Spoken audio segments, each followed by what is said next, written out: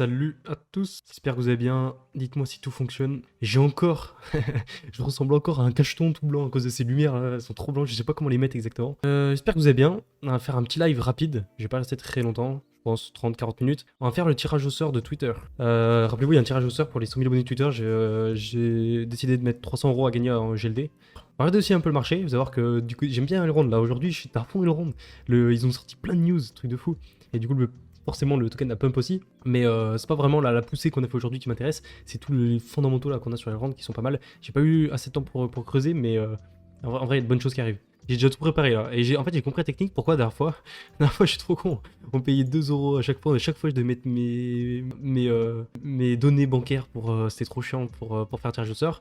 En fait c'est juste parce que t'es obligé de payer 2 € à chaque tirage au sort quand tu mets un compte au rebours à 3, mais si tu le mets à 5 du coup c'est gratuit. C'est trop bizarre le système, mais au moins voilà, c'est moi je trouve la technique. Du coup on peut mettre 3 gagnants, c'est déjà prêt, et juste annoncé. Du coup on a 3 gagnants, c'est pas énorme, 300 €, mais c'est déjà cool, et je pense, comme j'ai dit, j'essaierai d'en faire de plus en plus. Vous êtes 8000 participants quand même, donc ça fait une chance sur... je suis nul en maths, mais ça fait une chance sur 2800, un truc comme ça, et qu'il y a 3 gagnants, donc c'est déjà mieux que le loto, mais bon, c'est quand même compliqué pour gagner. Du coup, 3 gagnants confirmés, et let's go. Et les gagnants sont Quentin Borel, Anto Copio et Julien GBR. Alors du coup, c'était pour les 100 000, d'ailleurs merci pour les 100 000 sur Twitter, c'est abusé, mais au niveau des chiffres, on monte plus vite sur Twitter que sur YouTube. C'est-à-dire que par jour, par mois, on gagne plus d'abonnés sur Twitter, sur YouTube. Et ça, je ne comprends pas trop pourquoi, c'est assez bizarre. Mais en général, c'est intéressant à regarder ces indicateurs aussi. J'aime bien regarder combien d'abonnés on gagne par mois au niveau de YouTube, au niveau de Twitter, etc. Et c'est un bon indicateur. Et en général, quand ça commence à monter trop, attention, on se rapproche d'une éventuelle top. Et on l'a très bien vu au mois de mai 2021, c'est là où on a le plus d'abonnés qui tombaient. Et je crois qu'on a fait une journée, parfois on a gagné 2000 abonnés en une journée, c'était n'importe quoi. Et du coup, après, on s'est quand même bien tapé un bon top sur Bitcoin qui a duré bien 6 mois. Et je pense qu'on va avoir la même chose là, ça risque de faire le même mouvement. En fait, il va y avoir beaucoup plus de monde qui va rentrer sur la crypto parce qu'en fait, forcément, la chaîne aussi, la croissance de la chaîne est grave liée au marché. La Gold Trend montre après le même sentiment de marché, sauf qu'elle va montrer. Où est-ce qu'elle est ici? Elle va montrer le nombre de fois que le mot Bitcoin a été écrit sur Google. Du coup, ça me ferait le même sentiment, mais vous voyez que là, on est encore très bas. Et on est encore très loin des niveaux du mois de mai. Et je le vois aussi au niveau de YouTube et Twitter, on a quand même beaucoup moins d'engouement qu'au mois de mai. Et ce qui attire les gens, c'est pas forcément le prix du Bitcoin qui est élevé, mais c'est le fait que le Bitcoin il prenne beaucoup de valeur tous les jours. CHSB 2.0, ouais, faut que j'aille voir sur mon appli parce que j'ai même pas eu le temps d'aller voir encore. Et je vais aller checker ça. Au niveau de CHSB, je crois ils ont augmenté le yield. J'ai regardé rapidement les news qu'ils avaient mis, mais j'ai pas eu le temps de regarder ce que c'était exactement. Autant les voir sur appli au moins. Ah ouais, le CHSB il a 31%. Waouh, je sais pas si vous voyez, de toute façon vous pouvez aller voir sur votre application. Ouais, vous allez pas voir, mais en gros 31% c'est pas mal. Et rappelez-vous le BNB. Ça c'est fou, et ça faut faire attention, le BNB à l'époque il était monté à 40% de yield, c'est juste énorme, 40% c'est énorme, mais il était resté que quelques jours à 40%, et là il est redescendu, le BNB il est à 2,5%, 2,5% mais avec, j'ai le compte premium, donc normalement il est à 1% si vous n'avez pas le compte. Et Swissborg, je suis en train de penser, si vous n'avez pas l'appli, attendez peut-être Noël, parce que Noël il risque de mettre les tickets doublés là au triplé, ça peut être vraiment pas mal je pense. Du coup, du côté de Elrond, regardez ça, ce qu'on a eu, ça fait plaisir. 17%, en plus j'ai pris un petit trade dessus, ça fait vraiment plaisir, il a fait une bonne perf aujourd'hui, mais comme d'habitude, voilà, c'est une bougie daily, donc ça a ça a pas trop d'impact en fait sur le marché de long terme, et si vous voyez aujourd'hui on aurait fait une bougie rouge, j'aurais rien changé au niveau de ma stratégie long terme, moyen terme. Donc faut pas trop s'occuper de ce qui se passe aujourd'hui même sur le marché, mais plus voilà, prendre du recul, et comme d'habitude, bah, moi je reste dans le même scénario. Pourquoi pas faire un top vers 1500 $, corriger ici et ensuite hop, repartir. Et par contre, du côté des news, du côté de Benjamin, on a eu. Benjamin, c'est le CEO de Elrond. Il y a eu voilà, une flopée de news là qui arrivait toute la journée. On a eu pas mal de choses qui ont été mises en avant, que ce soit au niveau de l'USDC, voilà, où ils expliquent tout ce qu'ils vont faire à 16h, 19h, 19h30. Et la grosse news, la plus grosse pour moi, je trouve, c'est celle-là. Où en gros, voilà, c'est le jour du Maillard Dex, ils expliquent. Et en gros, alors. On a un article qui explique un peu mieux, c'est celui de Cryptost. Hop. Et d'ailleurs, Cryptost qui était un peu trop en avance parce qu'ils ont sorti leur article, regardez ça à 13h30, alors que la news de la part de Elrond est sortie à 19h. Après, c'est dur de pas faire fuiter les news comme ça avant qu'elles arrivent. Et du coup, ouais, ils font ça en fait, ils vont apporter 1,29 milliard, et je l'ai passé sur en vidéo, de dollars aux utilisateurs de MyHardX, c'est énorme. Et pourquoi ils font ça? Pour attirer les fournisseurs de liquidités sur sa nouvelle plateforme, pour concurrencer les autres DEX. Et c'est une très bonne stratégie, je pense, parce qu'à court terme, c'est pas forcément gagnant tout de suite, mais à long terme, c'est une très bonne stratégie. Et je pense que ça va bien se dérouler, ouais, pour ce Blue Run, logiquement. Et là, ouais, là, ils tapent dans le dur, là, ils y vont à fond. Et c'est ce qu'il faut, c'est ce qu'il faut.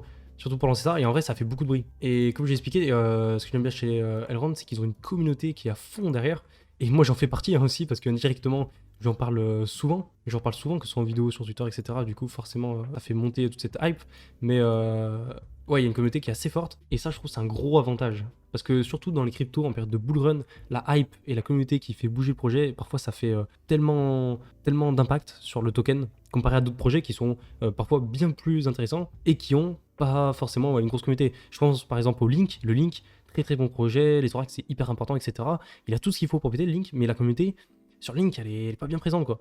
GLD qui est en train de dégonfler un peu parce que toutes les news, hein, comme d'habitude, hein, souvent ce qui se passe c'est qu'on achète la rumeur et on voit la news. Vous connaissez ce principe, c'est buy the rumor et and sell the news. Et c'est très vrai. Et là je pense que vu que toutes les news sont passées déjà du côté de GLD, ça va dégonfler un peu pour aujourd'hui à court terme, ce qui est tout à fait normal. Et le dernier que je regardais c'est EGLD BNB. Il l'a cassé. Oui, trop bien. Regardez ça. Du coup là on peut aller chercher le 1 de ratio. Donc je vous rappelle, le ratio c'est le graphique EGLD BNB. Donc quand BNB superforme le GLD, le graphique descend. Quand le EGLD superforme BNB, le graphique monte, tout simplement. Et ce qu'il faut regarder, c'est le ratio ici. Donc là, on a 0.6. Donc ça veut dire que 1 GLD vaut 0.6 BNB. Et là, en cassant cette figure, on peut aller chercher le 1 de ratio. Donc ça veut dire que 1 EGLD égale 1 BNB. Sauf que entre temps, le BNB risque de continuer à monter. Donc le BNB, il vaudra peut-être, je sais pas, 1000-1200 $. Et donc 1 USD pour aller chercher ce target. Par rapport à ce graphique.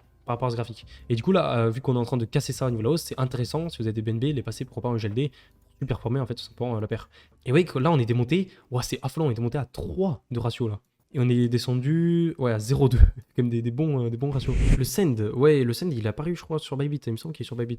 Après le Send il a bien explosé là avec les métaverses. Je sais pas, faudrait que je regarde niveau graphique voir ce que ça donne, parce que je pense qu'il a corrigé là, vu que la hype des métaverses est un peu redescendue. Ça risque de partir, hein, comme à chaque fois que vous avez une hype qui arrive, souvent vous avez une mini bulle au début, et après hop ça repart très fort. Comme on a eu qu'Internet, hein, Internet c'était très doucement au début, et après dans les années 2000 il y a une petite bulle, et après ça s'est calmé, crash de la bulle, et après hop on est parti, et actuellement on est là. C'est pareil par exemple pour la DeFi, je m'en souviens, en début 2020 ça commence à venir DeFi, mais c'était très peu. Et en fait, été 2020, on a eu une mini bulle sur la DeFi, et hop, ça a dégonflé. Ça a dégonflé très fort vers septembre 2020 environ, ça a bien dégonflé la bulle, et après, vous voyez, on est monté de plus en plus, actuellement on est plutôt par là, quoi, petite bulle, et on peut la voir sur DeFi Pulse. DeFi Pulse, c'est pas mal si vous regardez la DeFi. All. Et là, en fait, vous pouvez voir, regarder l'accélération de la DeFi, et vous voyez que c'est ça la petite bulle qu'on a fait. Alors, elle était au début là, vers octobre, vous voyez, octobre 2020. Alors, en fait, elle est tellement petite qu'on la voit même plus. Mais en gros, là, on avait fait une accélération, puis on avait bien calmé, vous voyez, de novembre 2020, et après, c'est reparti en 2021. Mais au début, là, on était vraiment sur petite bulle. On est quand même à 102 millions bloqués sur la DeFi du côté d'Ethereum. C'est assez énorme. Et je crois que j'avais fait une vidéo sur la DeFi. Voilà, celle-là. Allez, ça, 2500 vues. Ah, il n'y a plus, j'aime pas.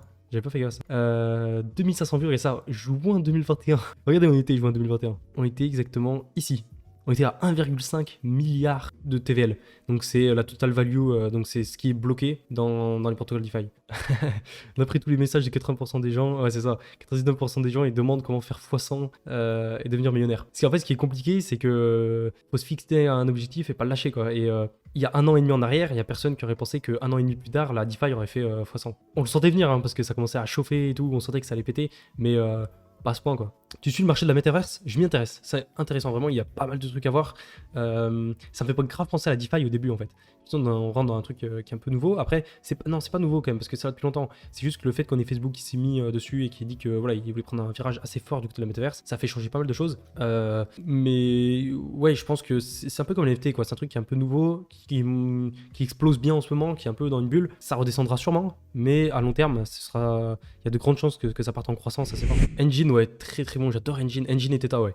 Pour moi, c'est deux bonnes cryptos. Engine, il vise un marché qui est tellement gros et qui a tellement d'argent. Le marché du gaming, c'est assez énorme. Hein. C'est plus gros, le marché du gaming, c'est plus gros que le marché du ciné et de la musique réunis. Ouais, il y a beaucoup de trucs à faire dedans. Et Theta, c'est pareil. Au niveau du streaming, ils ont une plateforme de streaming. Et alors, je sais pas si c'est que streaming, mais je crois qu'ils ont une plateforme de streaming et de vidéo. Tout décentralisé, donc c'est une bonne idée. Après, c'est tellement dur de détrôner les gros, que je sais pas si ça va vraiment se faire ou pas, mais je sais pas. Ça, c'est un pari aussi sur l'avenir. Et ouais, Theta, je pense aussi à EUS qui écrit leur propre plateforme pour concurrencer Steam.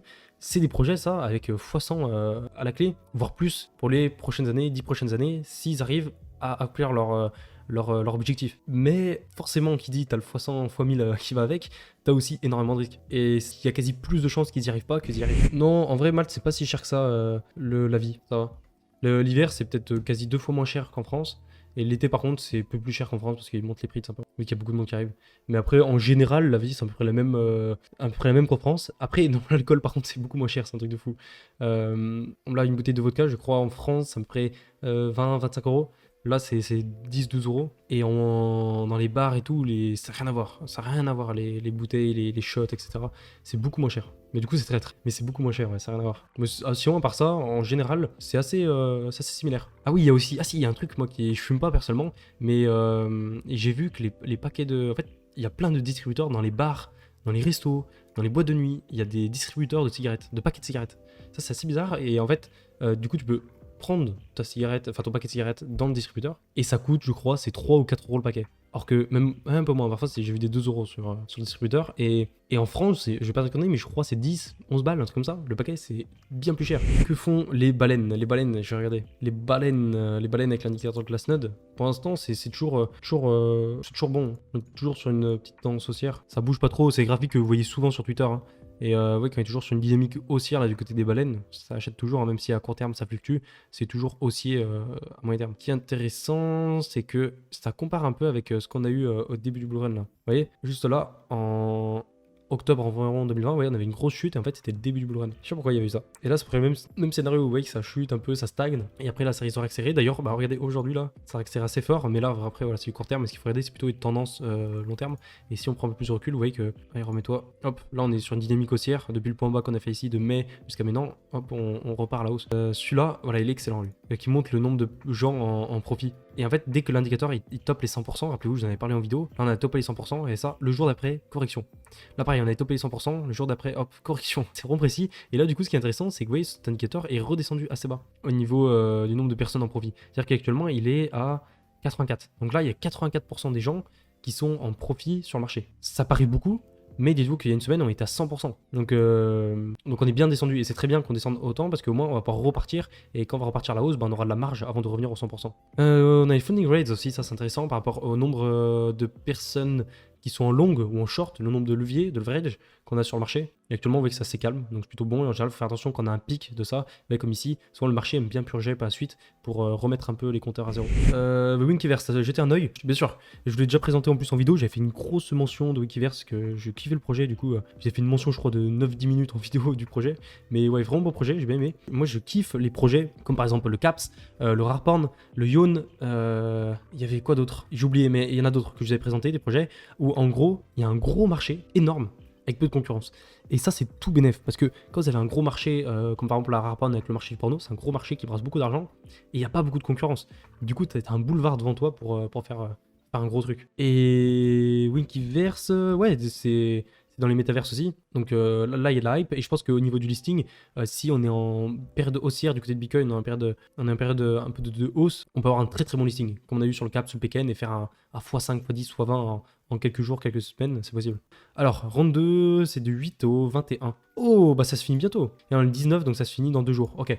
Dans 2 jours, le round 2 est fini. Donc, n'hésitez pas à aller checker hein, si vous voulez rentrer sur l'ICO. Parce que, alors là, par contre, le token, vous voyez, il est moins cher que le round 3. Il est à 0,08. Donc, c'est intéressant. Mais il faut mettre plus. C'est-à-dire que là, pour le round 1, il fallait mettre 2500 $ minimum. Là, je crois que c'est 1000 $ minimum. J'ai pas de une connerie, mais je crois que c'est ça.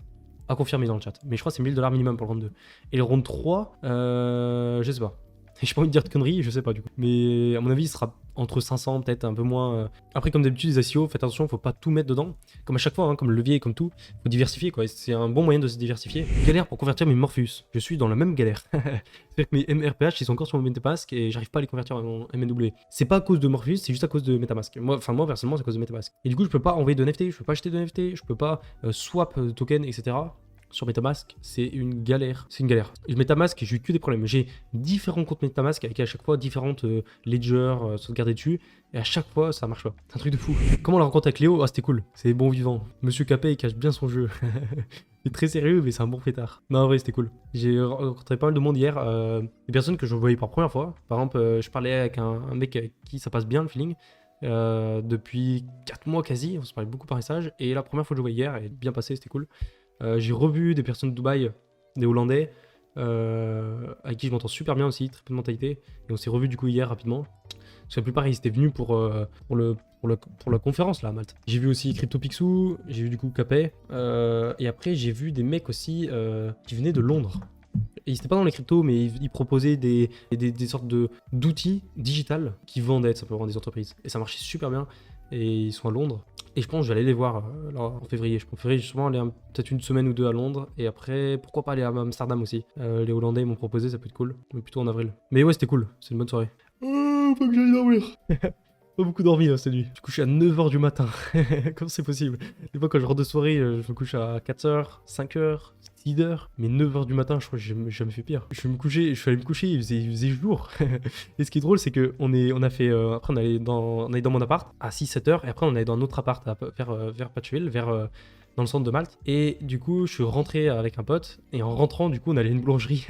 Et on s'est bu notre petit café et notre croissant à 8h du matin. Et du coup, il y avait plein de gens qui prenaient aussi leur café à côté de nous, mais qui prenaient leur café parce que avant de partir au boulot, quoi. Et nous, on prenait parce qu'on est fini la soirée. Mais en vrai, c'était bien drôle. Mais je le ferai pas tous les jours parce que du coup, toute la journée, t'es mort et c'est pas bien. C'est pas agréable pour être productif et tout, c'est pas le mieux. Mais une fois de temps en temps, c'est cool. Tu comptes refaire un top 10 altcoin, bien sûr. Rappelez-vous, le top 10 altcoin, j'en ai parlé il y a 2 mois en vous disant top 10 altcoin bientôt. Au final, 2 mois après, j'ai toujours pas fait. Mais c'est pas parce que j'ai la flemme, c'est juste parce que pour moi, c'est pas le bon moment. Et rappelez-vous, il y a. C'est quand même 2-3 semaines. Tous les jours, on me disait c'est quand tu sors ton top 10 altcoin. Tous les jours, on me demandait. Et ils ont dit, moi, je le sors pas parce que on est encore dans une performance de Bitcoin. Donc, ça sert à rien de sortir un top altcoin alors qu'on n'a pas d'alk season. Et vous voyez que c'était le cas. C'est-à-dire que là, depuis 2-3 semaines, on n'a pas du tout d'alk season. On fait rien du tout. Ça stagne. Donc, moi, je vais pas sortir un top altcoin juste pour sortir un top altcoin. Je vais sortir un top altcoin quand je trouve que le marché est intéressant pour les altcoins. Pour l'instant, c'est pas le cas depuis 2 mois, 3 mois. Donc, je peux forcément pas le faire. Est-ce que tu penses que GLD pourra redescendre à $300 pendant le bear market? Très bonne question. Compliqué à anticiper ça. Mais GLD, en général, les altcoins, ils prennent entre moins 95 et moins 99% pour les bear market. Ça fait très mal, hein. Faut surtout pas hold les altcoins pour le bear market. Hein. Et même si vous dites, bon, ça c'est un projet, c'est un gros projet, ça va tenir, ça va pas tenir. M'en souviens, en 2017, on se disait ETH, Litecoin, c'est des gros projets, impossible qu'ils prennent plus de moins 50%. ETH, ils s'étaient pris à moins 90, pareil Litecoin, XRP, enfin tous les plus gros projets qui paraissaient costauds, ils sont tous pris des moins 90, moins 95%. Donc ouais, c'est le ménage de bear market. Du coup, imaginons par exemple on monte à $20 000, la target ultime pour GLD ici, en mai 2021. En mai 2022. Et après, si on se prend un moins 95, ouais, on pourrait revenir vers les 600, ouais, moins 98, vers les 400, $300. En dessous de $1000, c'est possible. Ouais, $1000, ça ferait moins 94%. Après, c'est ça c'est si on monte à $20 000 et après on fait un moins 95%. Mais si par exemple on s'arrête à fin du bull run vers les $5000 du côté de GD, ouais, moins 95, ça mène vers les 200-300$ qu'on est actuellement. Mon scénario, c'était $220 000 sur Bitcoin en haut du bull run. Et après, correction pour aller chercher les $39 000 en bear market, bottom de bear market, $39 000. Et ensuite, hop, on remonte et on part en période d'accumulation et après bull run. Ce que je prigeais, pourquoi? Parce que avec plein d'indicateurs, les cercles de Fibo, ce qui s'est passé dans le passé, les anciens cycles, etc. Pour moi, ça me paraissait assez cohérent, ce genre de théorie. Mais voilà, j'ai sorti ça en mode c'est ultra précis à 220 000, etc. Mais il y a tellement peu de chances que ça fasse ça exactement. Mais je pense que dans les grandes lignes, ça peut marcher. Et ce qui est intéressant, c'est que du coup, si on revient à 30 000, 40 000 $, l'avantage, c'est que vous voyez, si on prend les 220 000 en termes de top, ça correspond aussi, et ça je l'avais expliqué dans mon tweet, en gros ça correspond à moins 82%. Et les anciens cycles c'était du moins 88, moins 86, moins 84%, donc moins 82, ce serait assez logique. Bonne soirée à tous, merci de m'avoir écouté, merci pour votre temps, comme dirait Asher. À demain pour une prochaine vidéo et sûrement à dans 2 jours pour un prochain live. Ciao tout le monde.